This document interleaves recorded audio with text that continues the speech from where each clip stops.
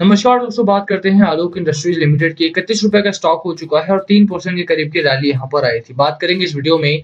45 million share trade हुए थे Friday को और ये वीक काफी अहम होने वाला है कई नजरिए से। पहला तो बजट सेशन है आपका, एंड सेकंड पॉइंट इज क्या, देखो ऑयल के दाम बढ़ रहे हैं तो उसका भी असर रहेगा। एफआईआई का डेटा नेगेटिव है, मार्केट में गिरावट है। इस हफ्ते क्या एक्सपेक्ट करके चलना चाहिए आपको आलोक इंडस्ट्रीज से? बात ये है कि देखो स्टॉक अच्छा है, कंपनी गजब है, बट उसके बावजूद भी अगर बाजार का इम्पैक्ट अगर आप कैलकुलेट करते हो तो मार्केट आपको लोअर एंड पर ही दिखाई दे रहा है। क्या करना है आपको, क्या नहीं करना है, सजेशंस क्या है, आप स्ट्रैटेजी क्या फॉलो करनी है, खरीदारी करना कैसा रहेगा, एवरेज करना कैसा रहेगा अगर नीचे आता है। मान लिया आपने हायर प्राइस पे बाय कर रखा है स्टॉक को और नीचे आता है स्टॉक किसी वजह से, तो क्या एवरेज यहाँ पर इस पॉइंट पर कर सकते हैं या नहीं? टारगेट क्या रखे आने वाले 1.5 महीने, 2 महीने, 4 महीने, 5 महीने का? शॉर्ट टर्म की बात करेंगे यहाँ पे, ठीक है ना? चलिए स्टार्ट करते हैं इस वीडियो को, बट उससे पहले अगर आप चैनल पे नए हो तो प्लीज चैनल को सब्सक्राइब कर दो and hit the bell icon ताकि आपको नोटिफिकेशन मिल सके। चलिए स्टार्ट करते हैं। सबसे पहले अगर आप देखोगे तो स्टॉक का चार्ट मैं डेली चार्ट पे लेकर के आता हूँ आपको, और डेली चार्ट काफी बेहतर दिखाई देता है। अच्छा, एक और चीज मैं आपको बता दूं, कमेंट सेक्शन में बहुत सारे कमेंट आए थे टू आस्क यार कौन सी किताब आपको पढ़ना चाहिए। तो I have a book, suggestion है, ये प्रमोशन नहीं है। पीटर लिंच की किताब है लर्न टू अर्न, बहुत अच्छी किताब है, अमेजन पे आपको मिल जाएगी, नीचे लिंक दिया हुआ है, आप उस पर क्लिक करके पा सकते हैं किताब। एंड एक चीज और है कि ये किताब में 10 रूल्स आपको ऑलमोस्ट मिलेंगे टू डिस्क्राइब कि मार्केट को किस तरह से हैंडल करना है। जब मार्केट गिरावट में हो तो कैसे प्रॉफिट बनाना है, मार्केट अगर अच्छा चल रहा है तो सभी प्रॉफिट बना सकते हैं, but how to handle the portfolio when the market is in a falling state, वो चीज आपको समझना पड़ेगा यहाँ पे।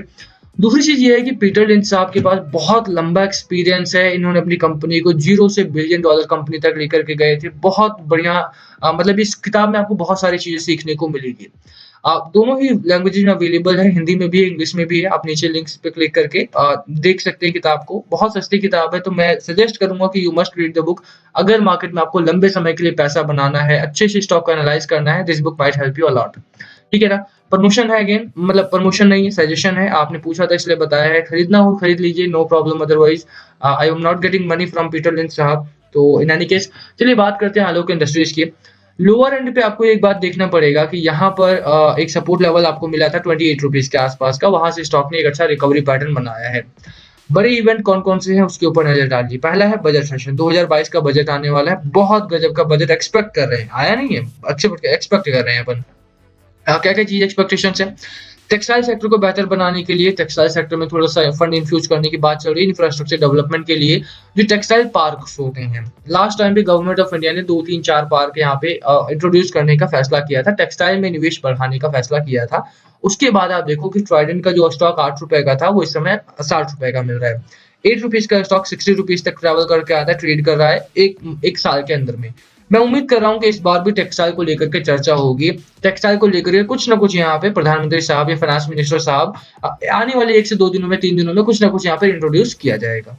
सेकंड चीज की टैक्स रिफॉर्म में भी बात हो रही है। टेक्सटाइल सेक्टर में जीएसटी बढ़ी जनवरी के मंथ में, आप जानते ही हैं।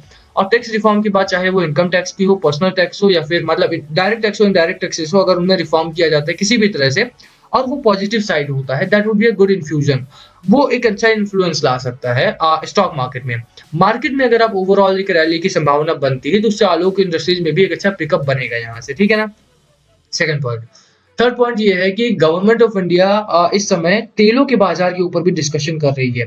हमारे पास ऑल्टरनेटिव आ चुका है, कोल से मेथनॉल का ऑप्शन है हमारे पास, रिन्यूएबल सेक्टर का ऑप्शन है हमारे पास।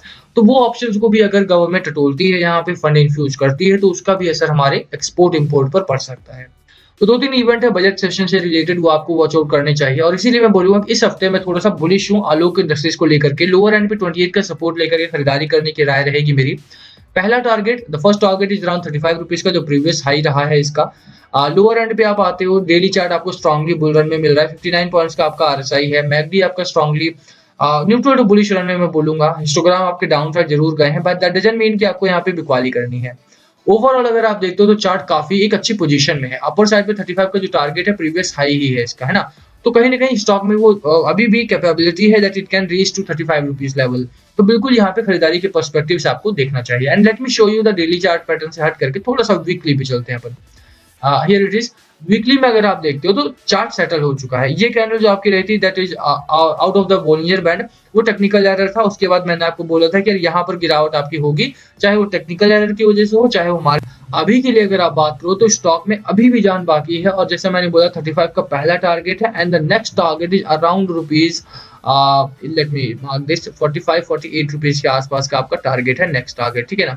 तो ये टारगेट्स आप लेकर के यहाँ पर चल सकते हो, और 35 का टारगेट यहाँ पर है आपका। स्टॉक अच्छा है, कंपनी गजब की है, बिल्कुल आपको मतलब खरीदारी के पर्सपेक्टिव से यहाँ पर सोचना चाहिए। दो कारण है उसके पीछे। पहला रीजन है कि रिलायंस इंडस्ट्रीज का हाथ है भैया, तो लॉन्गर पीरियड में ये कंपनी आपको काफी अच्छा ट्रेड करती हुई दिखाई देगी। सेकंड रीजन इज कि अगर आप देखो तो लोअर एंड पे एक तो टेक्निकल पैटर्न बहुत अच्छा है। वीकली में अगर आप देखो तो टेक्निकल काफी अच्छा है।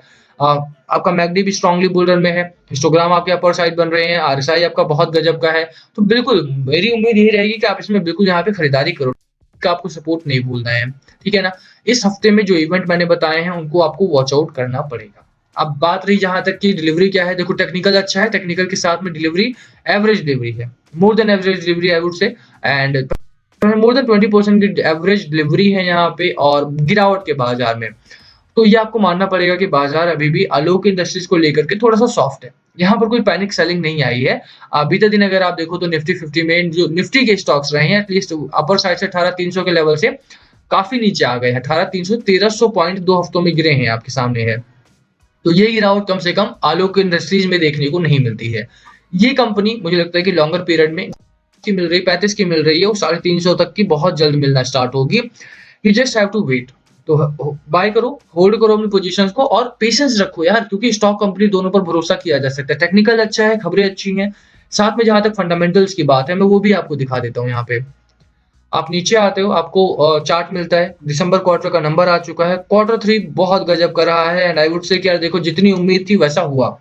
लॉस था लास्ट क्वार्टर में 74 करोड़ का लॉस किया था कंपनी ने, वो टर्न आउट हुआ कि 12 करोड़ का यहाँ पे नेट प्रॉफिट दिया है कंपनी ने। साथ में अगर आप रेवेन्यू की बात करो 2100 करोड़ के आसपास का रेवेन्यू है, एंड डाउनवर्ड अगर आप आते हो तो 10% के आसपास का मार्जिन है, जो कि गजब है।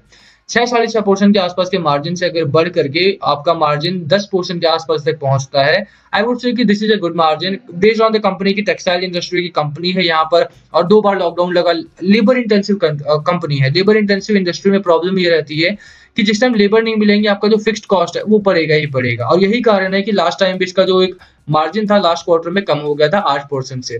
तो अभी के लिए अगर आप देखो तो मार्जिन अच्छा है कंपनी का, रेवेन्यू काम ठीक ठाक कर रखा है इन्होंने। मार्जिन में ऑपरेटिंग प्रॉफिट अगर आप बात करो वहां पर ग्रोथ है, ईयर ऑन ईयर और क्वार्टर ऑन क्वार्टर दोनों में यहाँ पर जंप है। तो बिल्कुल आपको खरीदारी के पर्सपेक्टिव से यहाँ पर सोचना चाहिए।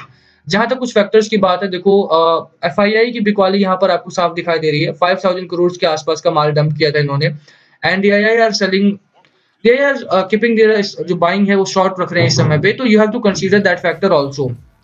ऐसा नहीं है कि ये they don't want to buy the stocks, but retail के पास जो पैसा है, रिटेल को थोड़ा सा कंजम्पशन बढ़ाना पड़ेगा। एंड आई वुड से कि आप अगर रिटेल इन्वेस्टर हो, अग्रेसिव नहीं जाना। वेदर द प्राइस और the market is very attractive at this point of time, but देखो अभी के लिए अगर आप बहुत अग्रेसिव जाते हो, market might even fall further, तो उस टाइम पे आपको बाइंग करने के लिए पैसा नहीं रहेगा, एवरेज करने के लिए पैसा नहीं रहेगा। तो एग्रेसिव नहीं जाना है, कॉशियसली बाय करना है, but you have to buy, क्योंकि जो प्राइस इस समय मिल रहा है you might not get it afterwards. तो बिल्कुल यहाँ पे खरीदारी के पर्सपेक्टिव से सोचना चाहिए आपको। 35 का पहला स्टॉक है, 48 का दूसरा स्टॉक है, बहुत अच्छा स्टॉक है, कंपनी अच्छी है। बाजार के नजरिए से अगर देखा जाए थोड़ा सा फॉलिंग टर्म्स बना हुआ है, 2 हफ्तों की गिरावट यहाँ पर हुई है। पहले भी 2 हफ्तों की गिरावट के बाद रैली स्टार्ट हुई थी यहाँ पे। लेट्स सी कि क्या होता है इस हफ्ते में। बजट सेशन है, इंपॉर्टेंट सेशन है आपका, तो बिल्कुल मैं खरीदारी के ऊपर बेट करूंगा। एंड आई वुड से कि यार देखो स्टॉक और कंपनी अच्छे हो तो बिल्कुल आपको बैटिंग करनी चाहिए। थोड़ा सा रिस्क है, बट रिस्क एपेटाइट थोड़ा बड़ा करना चाहिए। 2 to 5% के आसपास का कैपिटल आप उसमें लगाओ, बाकी छोड़ दो टाइम के ऊपर, क्योंकि फंडामेंटल्स अच्छे हैं, time will pay you. Video यही खत्म करते हैं। Last call must be yours, क्या है आपकी स्ट्रैटेजी स्टॉक को लेकर के, प्लीज कमेंट करके शेयर करना। वीडियो को यही खत्म करेंगे, पसंद आए तो लाइक करना, चैनल पे नए हो तो सब्सक्राइब किए बिना मत जाना। Thank you for watching and please comment below अगर कुछ पूछना हो।